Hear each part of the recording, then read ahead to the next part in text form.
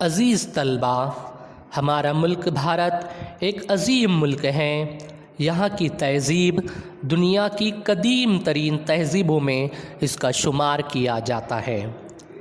پچھلے سبق میں ہم نے موریہ عہد کے بعد شمال مشرقی بھارت کے کیا حالات تھے ان کے بارے میں، اور وہاں کی مختلف حکومتیں جیسے شنگ خاندان، ہند یونانی راج گھرانہ، گپت راج گھرانہ، وردن راج گھرانے کے بارے میں معلومات حاصل کی۔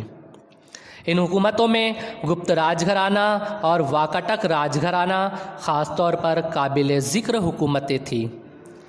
گپت راج گھرانے میں سمودر گپت اور چندر گپت بہت مشہور راجا ہو گزرے ہیں۔ انہوں نے اپنے اقتدار کو کس طرح سے سنبھالا، اس کی تفصیلی معلومات پچھلے سبق میں ہم نے حاصل کی۔